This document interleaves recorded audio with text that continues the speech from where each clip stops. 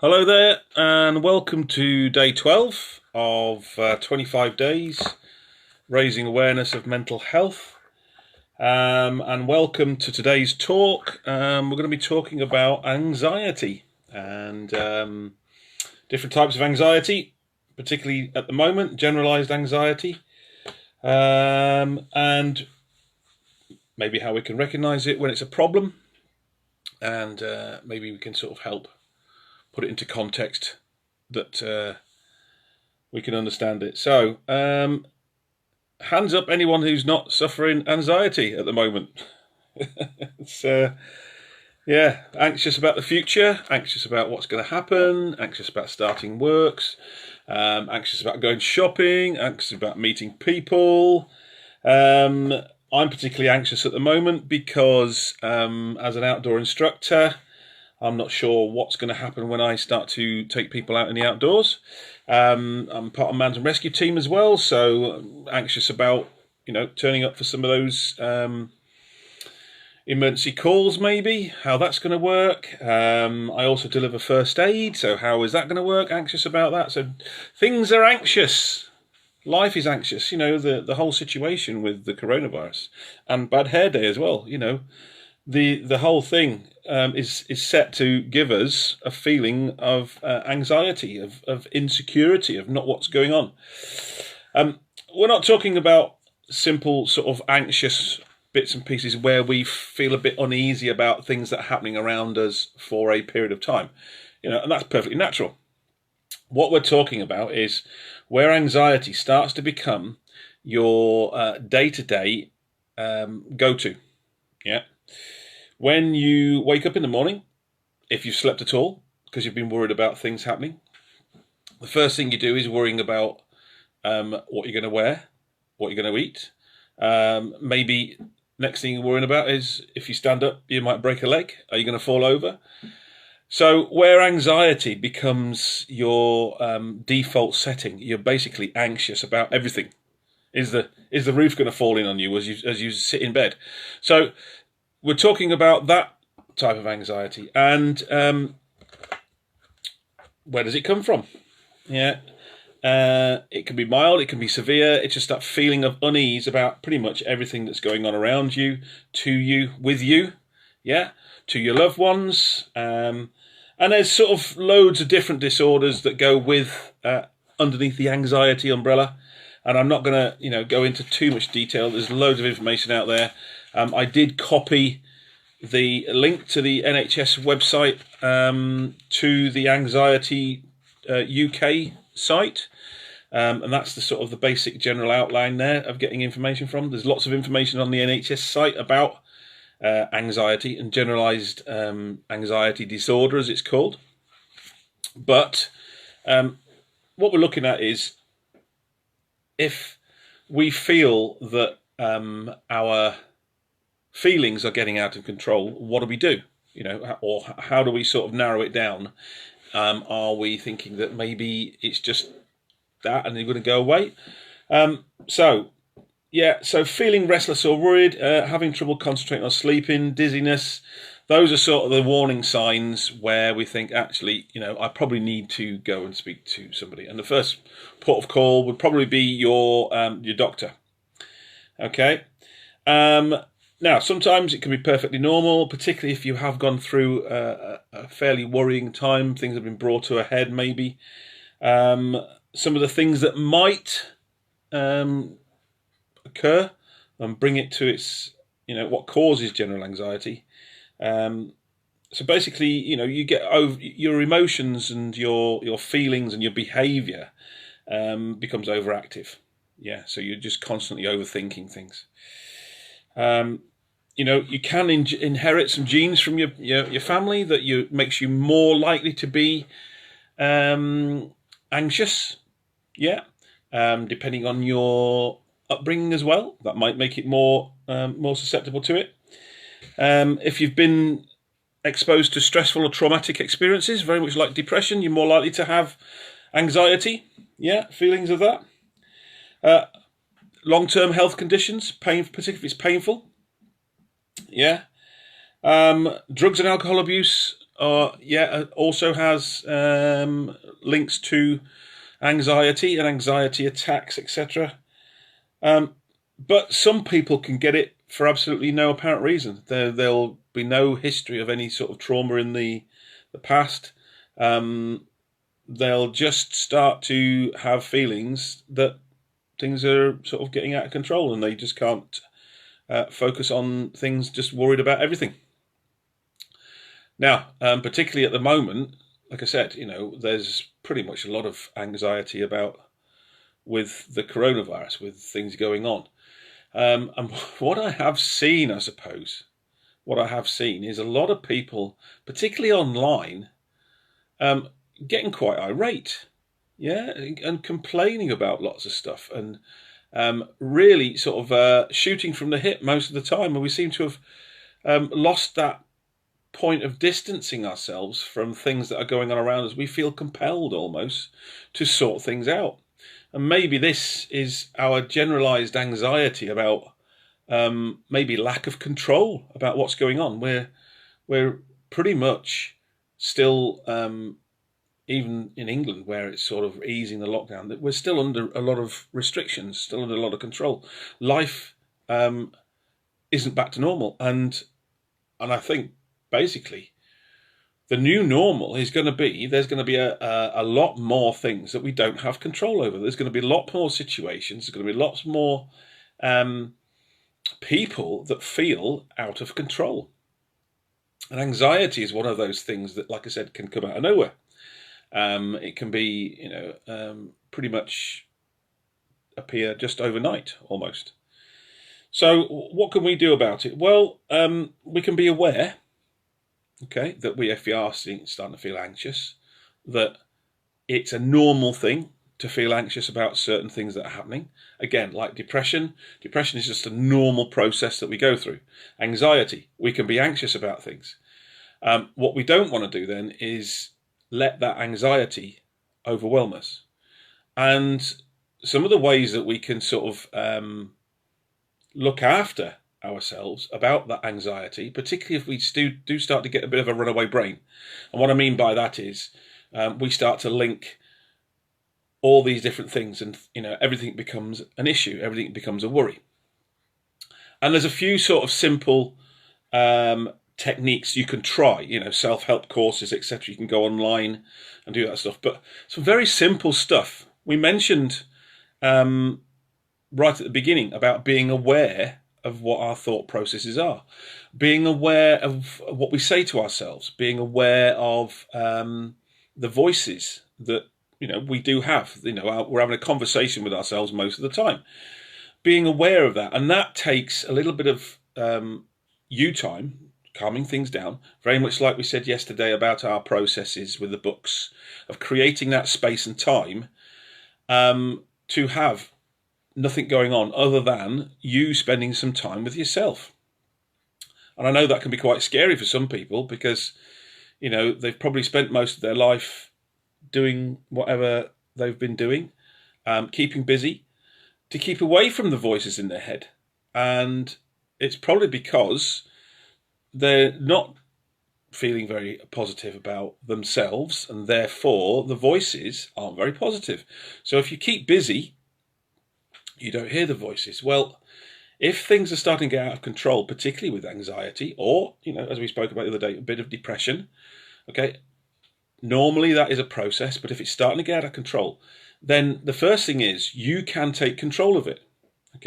You can start to think, well, if this is how I'm feeling, what is it I'm feeling and why? So start thinking, so I'm upset and I'm worried about what the future is because of the coronavirus. I'm upset and worried because I'm not sure if I'm going to have any more work. How am I going to pay my bills? How am I going to feed myself? What am I going to do?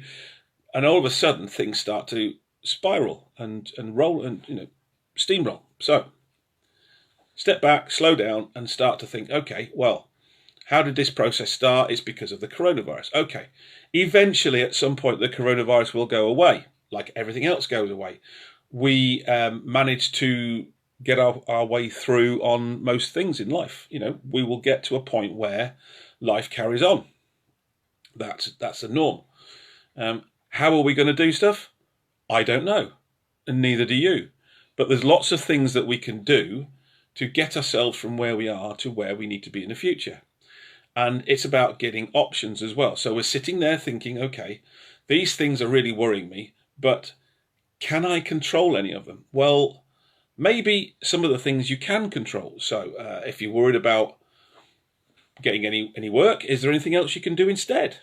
Okay, even volunteer work, okay, will start a process where you're then feeling more positive about being out and about. Okay, if you're worried about, feeding yourself, well, is there cheaper ways of feeding yourself? There's food banks out there. I'm not ashamed to say that in the past I've used a food bank. Times have been hard when I've been with somebody in the past and ended up, having to get food from a food bank. There's people out there. There's plenty of stuff out there. There's always a way.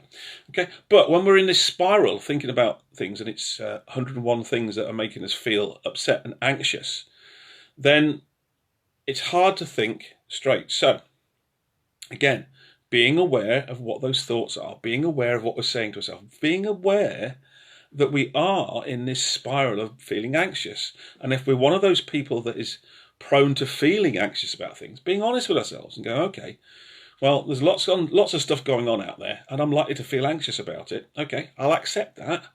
Okay, but I won't let it control me. Okay, and I'm going to probably have a worry moment. I'm going to give myself some time to worry about it, and then I'm going to switch it off. I'm going to not worry about it, because if I can't control it, what's the point in worrying about it? It's still going to happen. So there's no point in worrying about it. It might happen anyway. So maybe giving ourselves permission to have our moments, maybe giving ourselves permission and going, do you know what? If I'm going to be anxious, I'll be anxious for a bit and then I'll switch it off.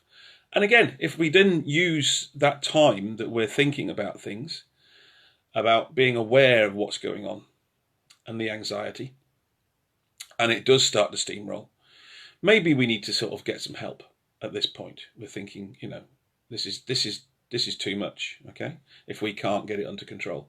So again, it's a way of gauging whether you need help or not. Sometimes it's best, with any of these mental health things, is to discuss it with somebody that you trust first off. If you haven't got anybody that you can discuss it with, then, you ring NHS, you speak to your doctor, okay?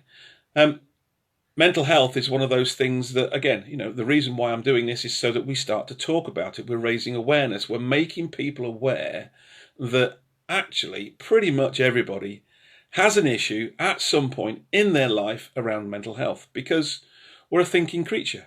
We're a thinking and feeling person. So anxiety, again, like depression, is one of those things that we have. Everybody suffers from anxiety at points. Everybody has anxious moments. But what we need to be aware of is when that anxiety starts to well up and become part and parcel of a condition where we can't function very well. So what are we going to do then? So the anxiety part, again, feeds into our feelings and the thoughts that we have. So again, we have an opportunity to take control of what we think about. We have an opportunity to take control of the thought processes and being aware. We have an opportunity to try and think differently. And again, this is about us having that time and space, creating that time and space, and giving ourselves an opportunity to make a different choice about how we feel and how we think about certain stuff. And if we don't have the ability to do that on our own, then we ask for help. And help is out there, okay? And again, I'm going to keep harping on back to this. The reason why I'm doing this is because pretty much everybody is going to have some sort of mental health issue, either simple or complex, either needing intervention or sorting itself out themselves. But we've had this conspiracy of silence for so long that these things have gone unnoticed until it's too late sometimes. These things have gone unnoticed so that people feel despair. These things have gone unnoticed or untalked about or not felt to be able to speak about it because of who they are, where they've come from, etc. Their background, maybe, how they feel about themselves, how they feel about other people, knowing that they might have a mental health issue.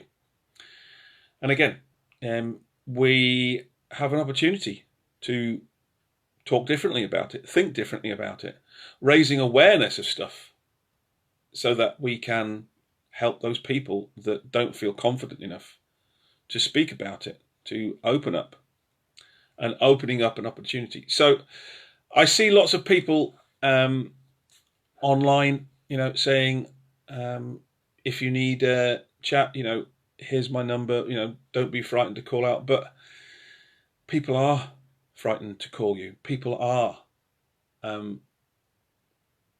unnecessarily, I know people that fear that they will be ridiculed or picked on, or they will be ostracized, or they will singled out, or they'll be, people take the mickey out of them.